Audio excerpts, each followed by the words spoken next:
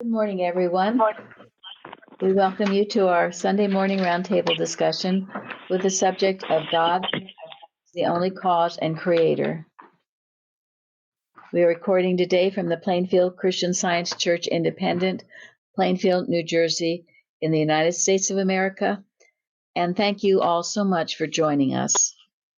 We'll start with the morning prayer. I'm reading from the Red Book, page 94 and page 77 of the Blue Book. The great element of reform is eternal, but is not born of human wisdom. It draws not its life from human organization. It is the spirit of truth, and it penetrates to the heart, elevates and consecrates affections until man thinks, seeks, and does good from the very necessity of his being. From this standpoint of Christianity, the institutions of error and wrong crumble and pass away. Sin dies out, the human yields to the divine. The mortal and erring thought falls before the immortality and unerring. And the prayer is fulfilled, thy kingdom come. And the supremacy of spirit is seen. The omnipotence and omnipresence of God are understood. For God is all in all, the only creator of the only universe and man. We are his children, and we do realize the all fullness of the omnipotence of God. Mary Baker Eddy. Thank you. Okay, Karen, our watching point. Watch number 11. Watch, lest you rejoice in the glorification and healing of matter, rather than in the fact that you are beginning to realize the desirability and supremacy of divine mind. Luke 10, verse 20 reads, quote, "Rejoice not that the devils are subject unto you, but rather rejoice because your names are written in heaven," end quote. Rejoice in cause rather than in effect. As truth begins to impregnate this human sense, there is a period when effect may seem so attractive that you believe it is worth saving and strive to do so. In trap shooting, the clay pigeons are painted in an attractive way, only that they may be blown to bits. The Bible states that in ancient times, the sacrifices had to be some animal without blemish, a firstling of the flock. This illustrates the fact that the improvement brought into human thought and matter through the action of demonstration is the preparation for its annihilation. What does that mean? Well, I was thinking about this, of that last sentence, and what came to me was that in the microscope of, Mrs. Eddy says, under the lens of spirit or something like that, matter disappears. So as our thought rises above this belief that we're anything, us or anything is material, that we're looking at anything other than a divine idea, then the matter bit of it, or the finite sense of it, just is annihilated in our thinking, and we don't see it as a matter. We see it as spirit only. That's what came to me. Good. Lawrence, were you trying to speak? I was trying. Oh, Michaela. I needed to think very hard about this sentence. And then I thought, like, the demonstration that, like, you get healed from something, that is this, what they shoot, the bait, so to say. We are happy to be healed, but then it's not about being healed. It's about being, knowing God better, being more in tune with the Spirit, and have this realization that, like Jesus said, not being not rejoice about the healings, but that our names are written in heaven. Thank you. And when error is uncovered, it's 2/3 destroyed, and the last third is just waiting to be destroyed by the truth. Yes. And whenever Because really, you're not healing anything. We are realizing the perfection that God has created. That's what. Thank you. That is the core of it.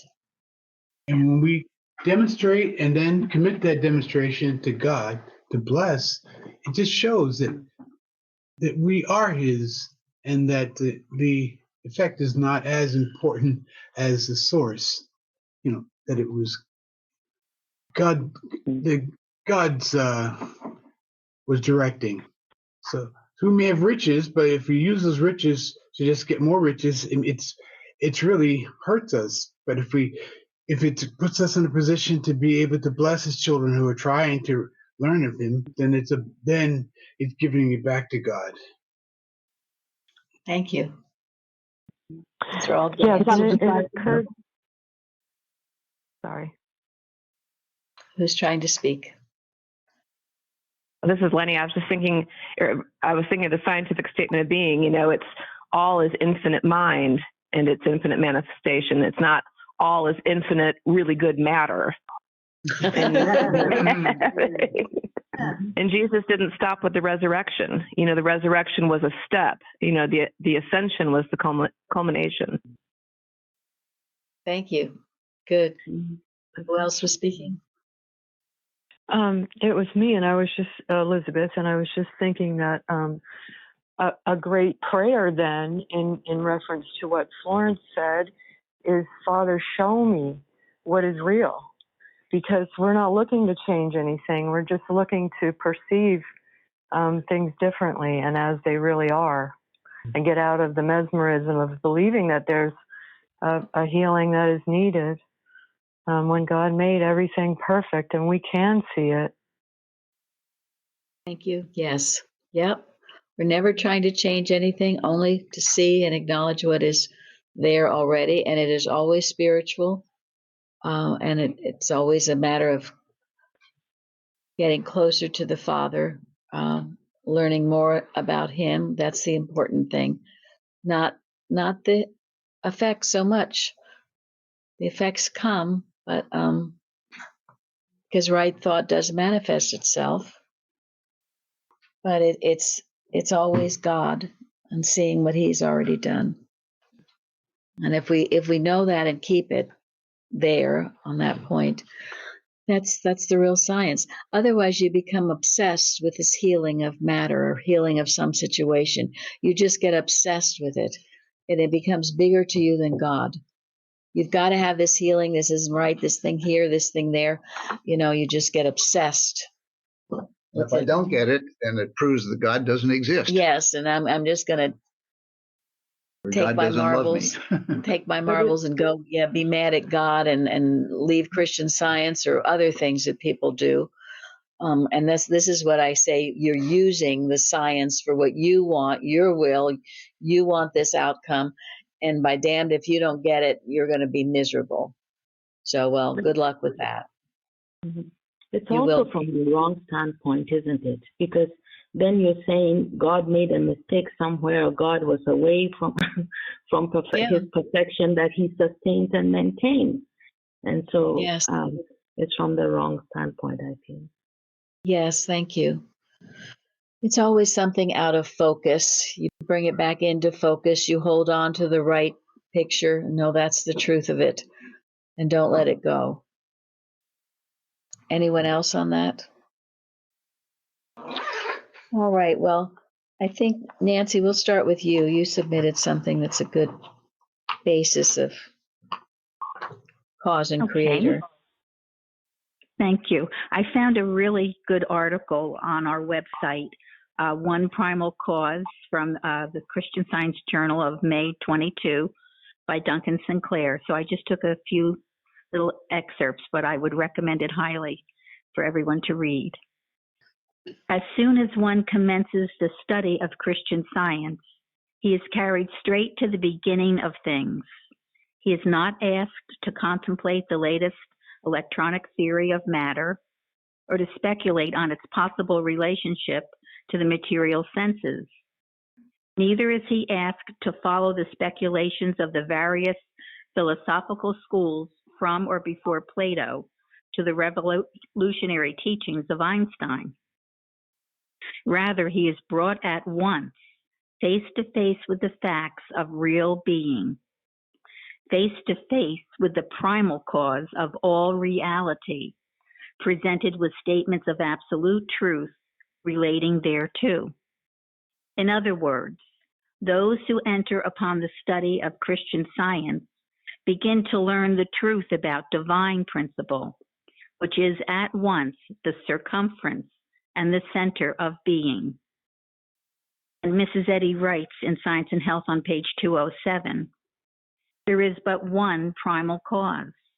Therefore, there can be no effect from any other cause, and there can be no reality in aught which does not proceed from this great and only cause.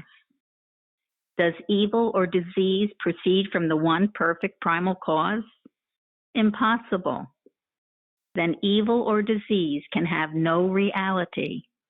It is, as Christian Science terms it, a false belief, an illusion, an unreal sense.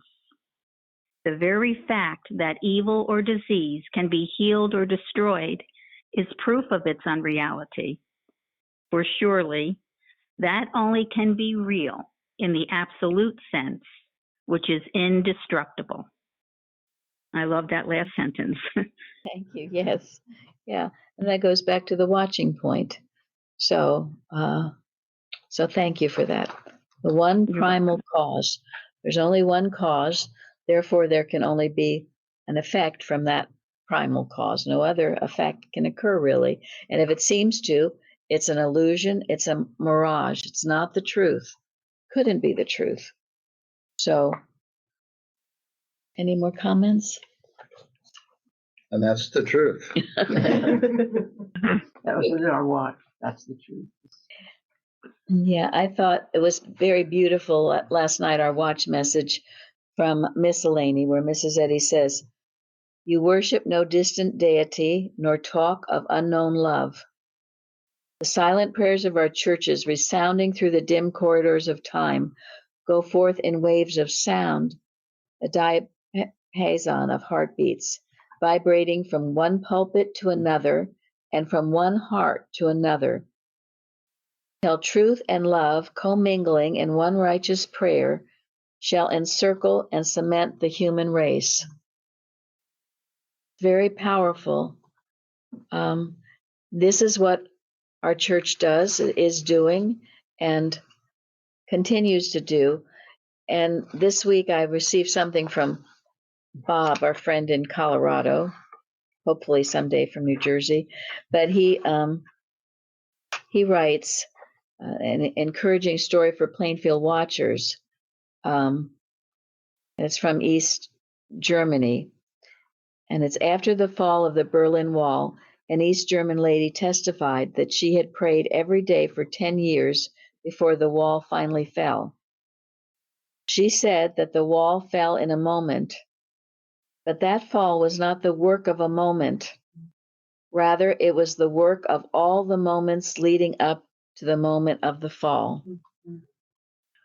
Also crucial were the Monday morning prayer sessions that began in 1982 and lasted till the fall of the wall in 1989. Two great examples of the principle of the importunity at work.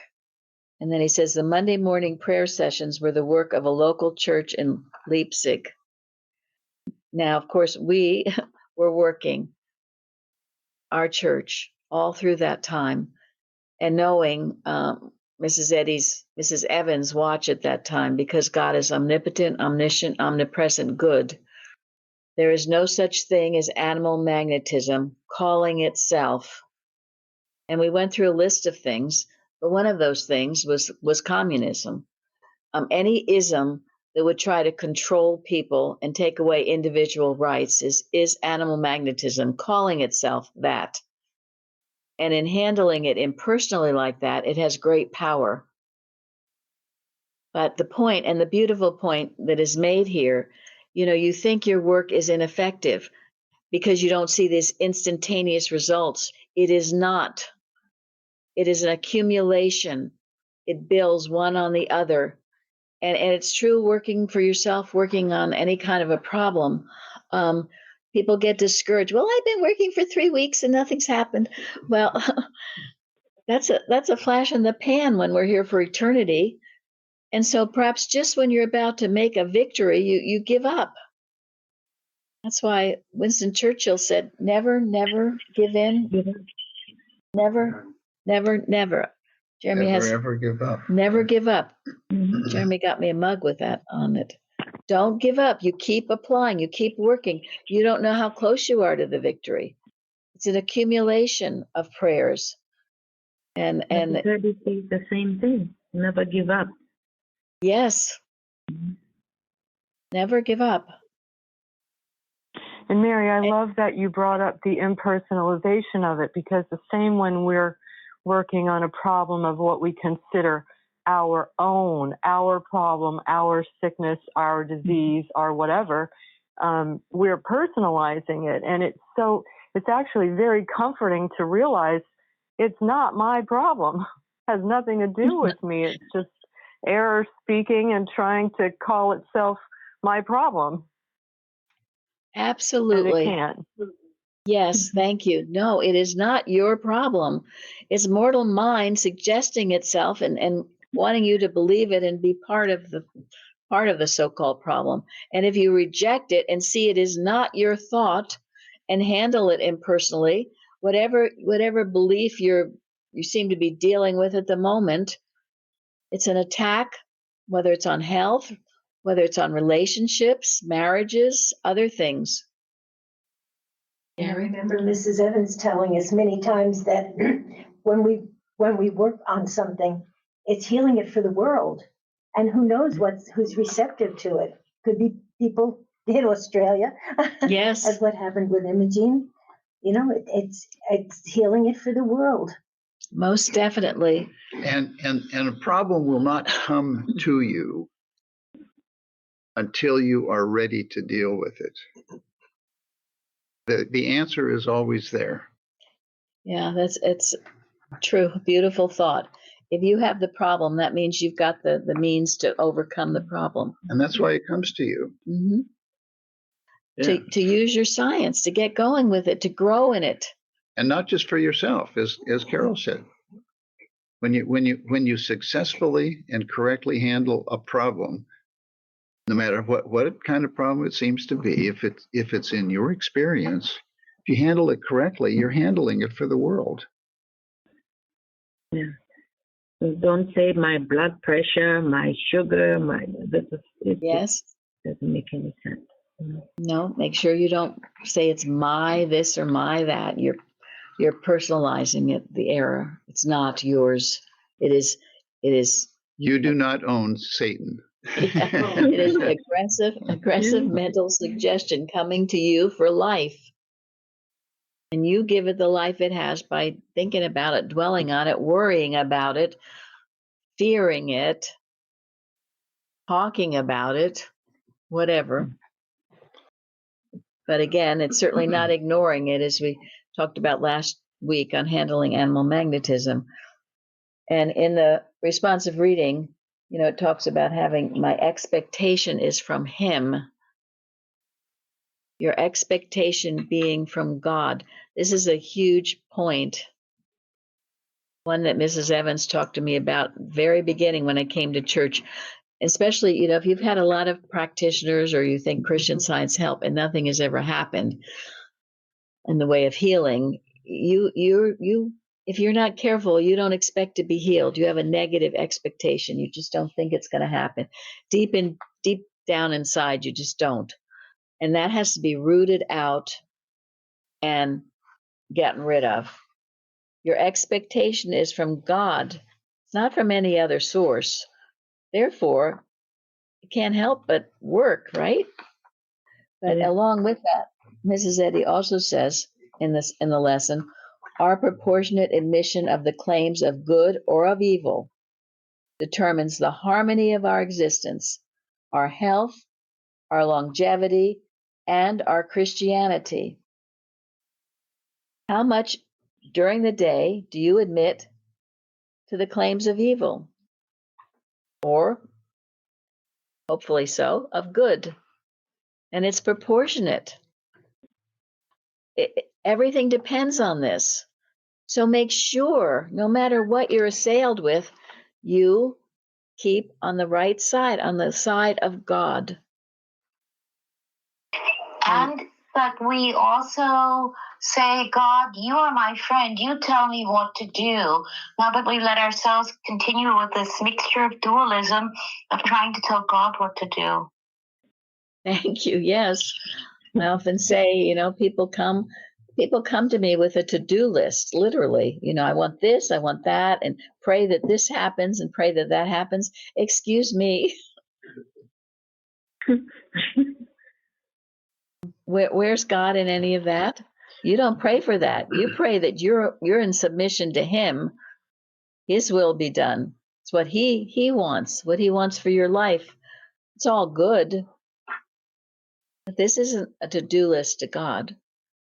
And remember, what did Jesus often do when faced with a diseased person or a dying person that came to him for help?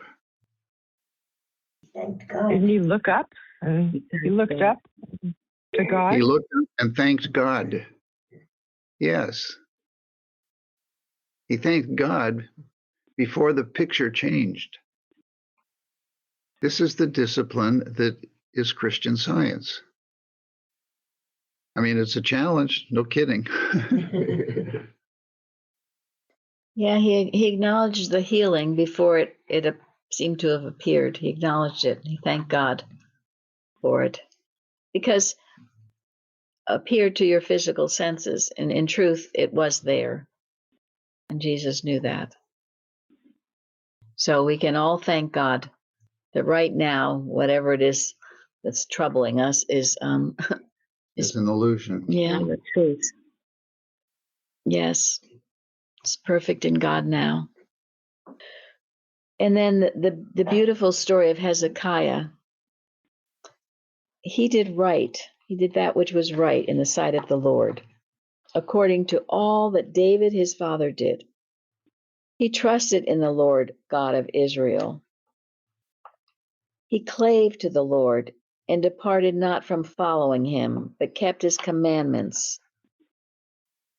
And the Lord was with him, and he prospered whithersoever he went.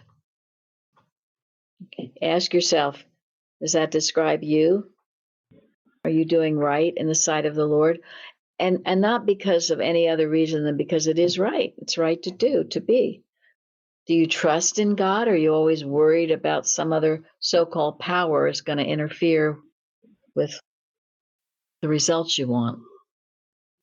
You don't really trust in him. You do not. And he clave to the Lord. What does that mean? He walked steadfastly with him. His heart was with God. What was that, Florence? I said he walked steadfastly with God. His heart was with God. Yes. That means he trusted the truth, no matter what the outward picture might look like. That means he loved. He just loved. And he trusted in divine love. But he wasn't swayed by materialism. He didn't love the effect. He loved the cause. And there's a lot of ways to describe how he clung to God. But he was spiritually minded and he trusted his spiritual sense. I mean, it's a good lesson. It's a good example. Yes. And in the responsive reading it as well, it talks about waiting on the Lord. which Hezekiah did as well. And the word wait, and a beautiful article that Carrie sent, The Way That Is Best by William P. Mackenzie, describes wait as silent, to be silent, to cease, to stand still. So the psalmist calls upon his inner sense to cease from the mental contest with his enemies, to silent resentment, to stand still, to silence resentment, to stand still before God. It is only through silence that we realize God's presence. So, yes, to cease from mental contest with your enemies, to silence resentment, to stand still before God. It's so important because that voice is always raging around, telling you other things. You must be silent. Mrs. Evans used to call this time of year the bloody holidays. And why was that? Because a lot of people are unhappy and they're sad and they don't know what's going on, and but we counter that. We counter that. Well, it's also a time when people's thought drifts to their past and their human experiences, their human families, their blood relatives, if you will. And it's a strong pull. In understanding science, it just shows you how when the truth is present, error, screams. Here in this time, God, Christ is being shown to the world. And so then error screams, everybody has a problem, this going on, that going on. So I like that perspective of looking at it. Thank you. Yes. The materialism right now is rampant. It's the Antichrist, actually, in many instances. So therefore, we must do more work, not less. It's why I have given from Mrs. Eddy's What Christmas Means to Me, to start working with that, to start studying with that, praying with that now, keeping yourself in that still small voice place. And where Mrs. Eddy says, which is so beautiful in that article, I love to observe Christmas in quietude, humility, benevolence, charity, letting goodwill towards men, eloquent silence, prayer, and praise express my conception of truth's appearing. Work with those words, what they mean, and how you should be working at this time, always, all the time. But I love the first word, particularly quietude. Quiet, peace. And if you find yourself not that way, then realize this is just something to try to pull you from your connection with the Christ, and don't let it. And remember what Christmas means. It's the coming of the Christ. It's not just a baby Jesus, right? It's the appearing of the truth. And that's what we should keep in mind, and that's what we should celebrate. I have found, and this works very effectively, if you ever get upset about some person, usually, sometimes it's a thing, and it starts getting to you, immediately ask yourself, where is my relationship with God right now? My relationship with God is all that matters. Only Him. You get that right. You stop thinking about this one did that, or this one's going to do this, or whatever, and ask yourself, where am I now with God? We cannot control what other people do or say, but we can keep that quietness within ourselves. And it is most important.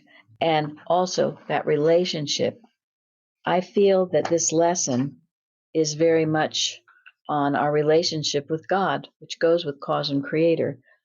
But Mrs. Eddy says, and this is in that article that Carrie gave, but it comes from Retrospection and Introspection, page 93. The best spiritual type of Christly method for uplifting human thought and imparting divine truth is stationary power, stillness, and strength. And when this spiritual ideal is made our own, it becomes the model for human action. So get there in your thought. Leave all the personal people, all the personalities, all whatever events or whatever is troubling you. Shut that thought out, quiet yourself, and ask yourself, Father, where's my relationship with you now? And in the lesson, it is so beautifully put in John 17, because that whole chapter is a prayer, not just for the disciples, but for all of us right here, right now. And if you don't know that chapter well, get to know it. I find it so humbling to think all those centuries ago that Christ was praying for you. Those are his prayers for you. It's huge when you think about it. And those prayers continue to operate and bless us. He said, I will be with you always, right? Even until the end of the world. Mhm. So check yourself regularly this holy season time to make sure you are feeling at peace with your Father. You are at one with the Father. Declare your oneness. I and my Father are one. The Father hath not left me alone. And, excuse me. I and my Father are one. The Father that dwelleth in me, he doeth the works. And the Father hath not left me alone. Those three thoughts, also from the chapter John, are powerful. You're one with the Father. He's doing the works. Don't ever get puffed up when anything goes right. It's God. And he has not left you alone. You're never alone.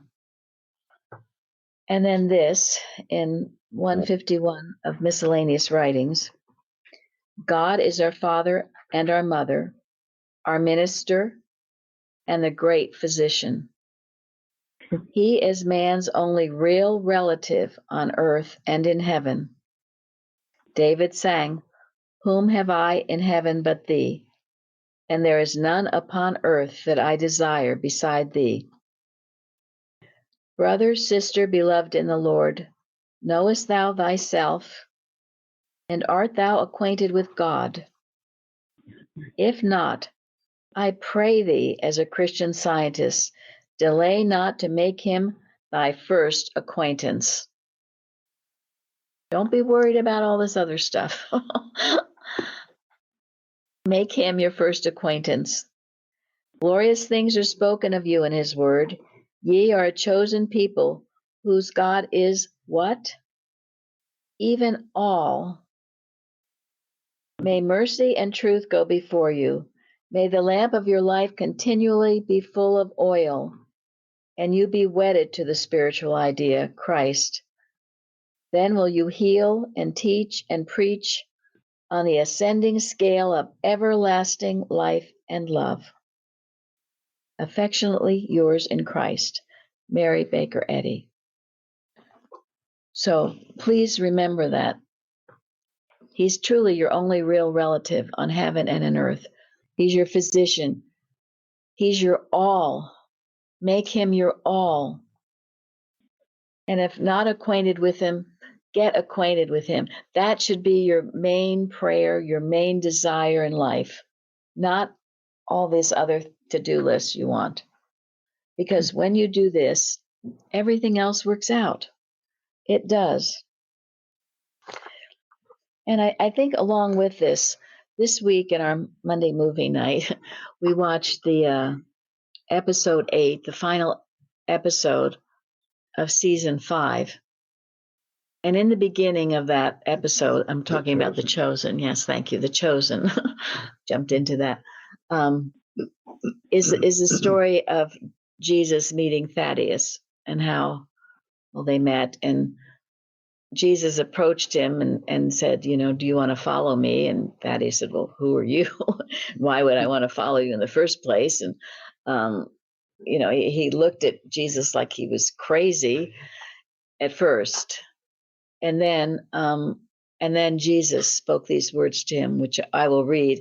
And Linda found this. Can you get it online, or where did you? Yes, you can. You can get just it. Google that scene, Google. and you can find it. Called by Jesus to Thaddeus from The Chosen, season 5, episode 8, and it also will link you to that part of it, because Jonathan Rumi did a much better job than I'm about to do. But anyway, this is what Jesus says to Thaddeus when Thaddeus is asking him all these questions. Why? What are you talking about? Who are you? What if I told you I have something else in mind for my life and yours? Something that will last.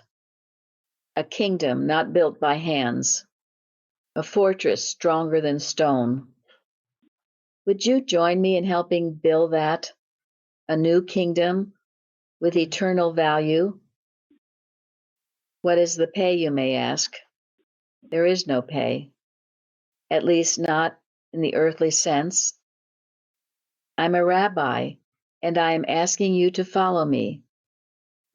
You'll be part of changing the world, become part of a family, not of relatives, but of blood bonds just the same. Spend your days with some of the most interesting, unfettered, funny, driven, brave, nurturing, smart, strong, passionate, fiery, loyal, loving, imperfect people to ever walk the earth. You will see and do things you cannot imagine. You'll be adored, hated, needed, lost, and found. You will live everywhere and nowhere. You will lose friends. You will lose all your friends and your own life. You will go to the ends of the earth and yet be part of the beginning of the greatest movement on earth. People will say you are a fool, and that I was a fool, and that it was all a lie. They'll call us heretics and liars and frauds. Others will celebrate and venerate your memory and call you a saint. But none of that is the point. The point is that you will have said yes to the world's no, that you hoped against hope and believed against belief, that you surrendered everything and held fast to the very end. Will you follow me?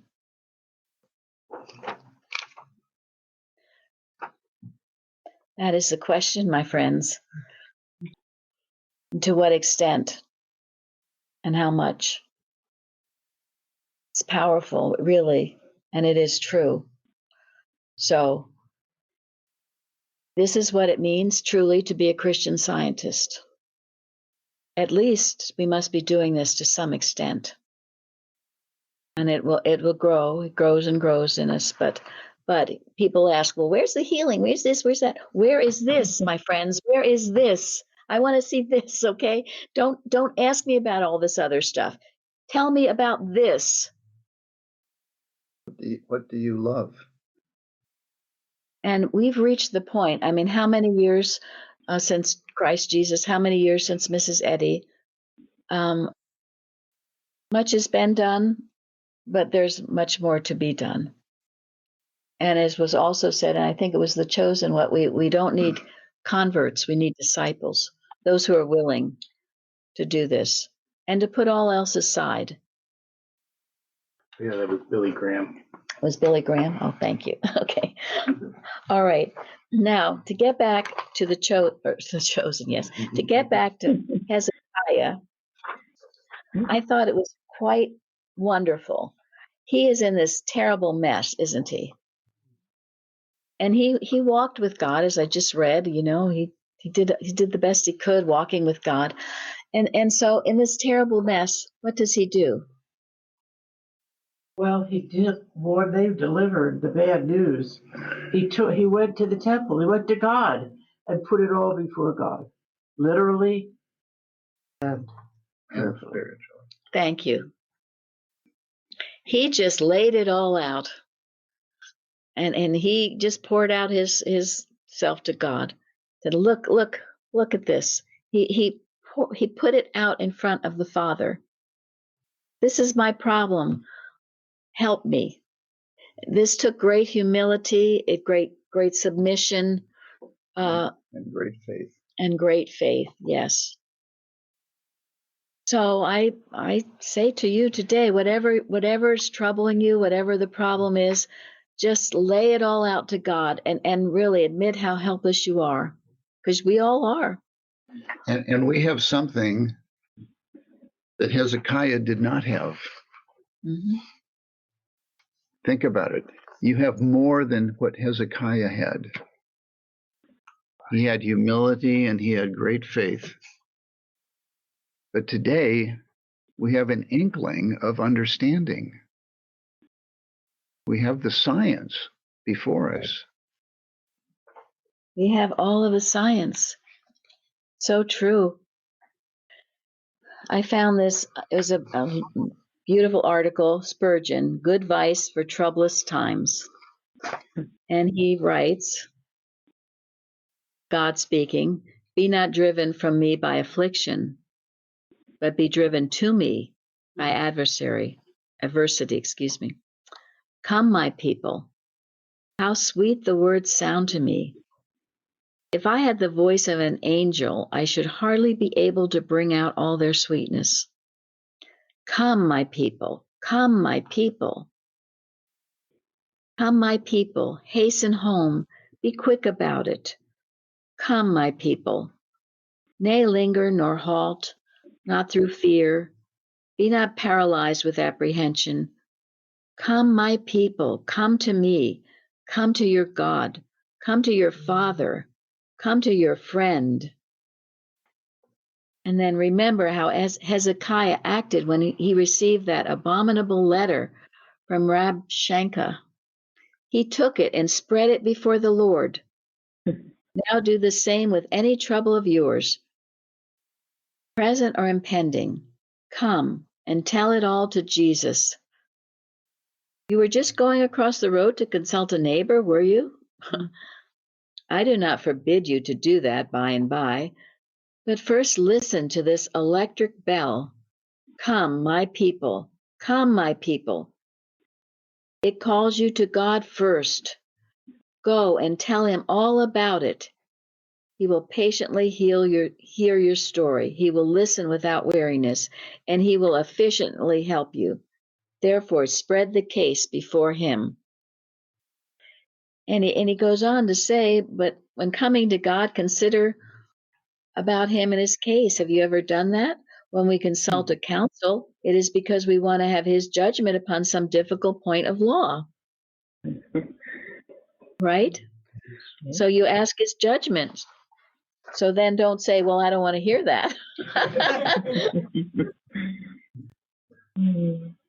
My main question is not how can I get out of this trouble, but how should I behave myself in it?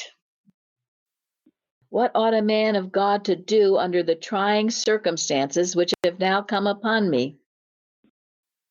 Does not God bid you first of all to consider what will be for his glory, and afterwards to consult your own comfort? Here is the counsel. He's judging this by what's going to be for his glory, not about for your personal comfort. You understand that? Seek ye first the kingdom of God and his righteousness, and all these things shall be added unto you. And so this lesson of your trouble shall be shown to you. Come, my people, then tell me your anxiety and ask me what my will is about it. And that's where we need, my will. What is my will about it? I don't want to hear all that you want. How is my glory going to show forth from this experience?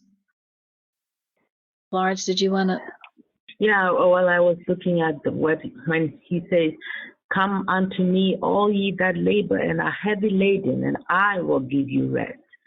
So, I mean, he is the one who gives you the rest. So whatever is troubling, just like you said, go before God. Put it all in front of him. He is the one who gives you rest. Thank you. And it's not like you're telling him anything he doesn't already know, because he knows all. But it's for your own sake you do this in humility. And this is what, calling a practitioner represents. It just represents this. It means coming to God with your trouble. That's all. It just shows this humility, willing to come to God with your trouble. And that can be the opening to great healing. So. And what it represents is a receptiveness to the truth. Because God is always speaking to us anyway, right? Yes. I mean, the answer to our problem is always there. But it becomes a matter of our hearing and listening and being receptive. And on top of that receptiveness, it also should mean that you realize that it's up to you to to take what you hear and act on it, and go with it. Thank you. In this article that Carrie had given to me a while ago about Mrs. Eddy by Annie Knott, I'd read this one before, but I'm going to read it again. It was all the different qualities Mrs. Eddy expressed, and the one on faith was a chief characteristic of Mrs. Eddy. In the Bible, we are told that without faith, it is impossible to please Him, God. And Christ Jesus demanded a vital faith on the part of all who claim to be his followers.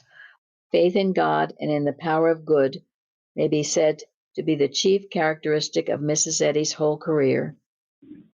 This faith has no relation to blind credulity, but instead springs from her clear recognition of the eternal spiritual law and order, which were revealed in the so-called miracles of Jesus and his apostles, and again brought to light in the healing work of Christian Science, a faith which finds its fulfillment in works that Jesus demanded as evidence of discipleship. Nor is this faith separated from love in Mrs. Eddy's character and life. Hers is indeed the charity of which St. Paul says, that beareth all things, believeth all things, hopeth all things, endureth all things. Charity never faileth. History offers no parallel to Mrs. Eddy's patience with detractors and others, save the example of the Master, who, when he was reviled not again. No one connected with Christian Science publications is ever permitted to reply to an attack in any other way than that of Christian courtesy. So, in this whole lesson, we are finding our relationship with God. That is the most important thing that you have. He is your only relative. You keep going back to that during these days coming up, and you will find a power, a strength, and a peace that you never knew you had. So we will end with this beautiful excerpts from an article given to us from Carrie. Yeah, and this is an article by Duncan Sinclair in the October 1922 journal.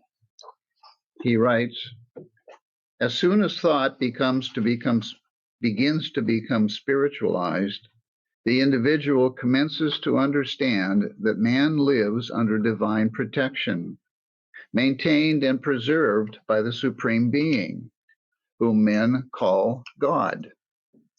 The fact is illustrated throughout the Bible. The patriarchs awakened in some degree from the dream of life in matter.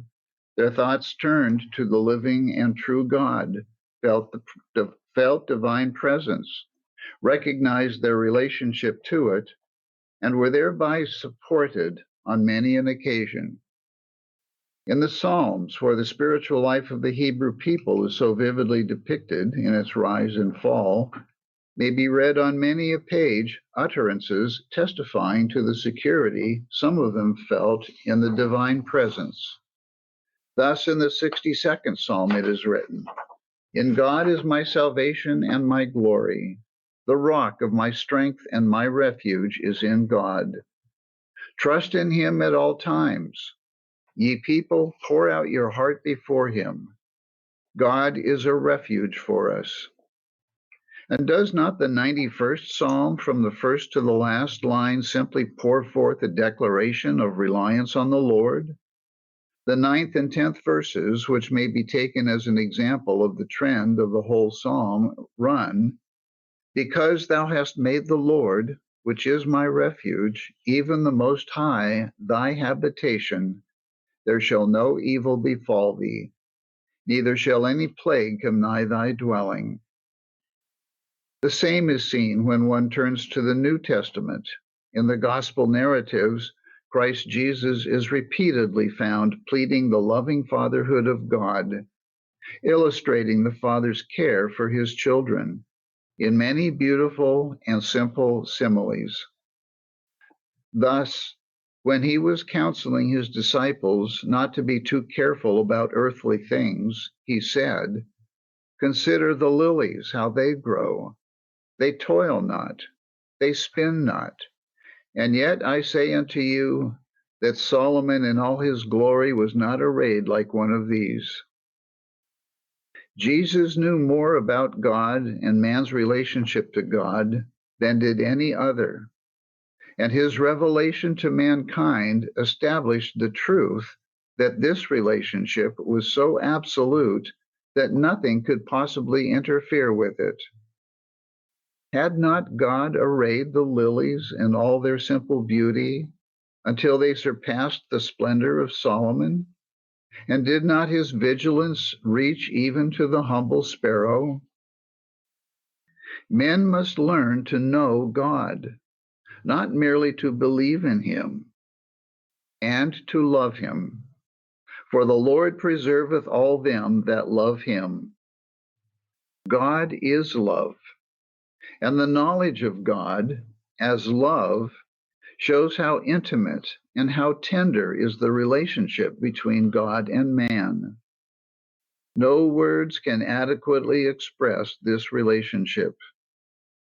It is only as human consciousness becomes spiritually illumined and material sense is overcome that there is experienced something of the nature of that intimate relationship which preserves man and which transcends human understanding.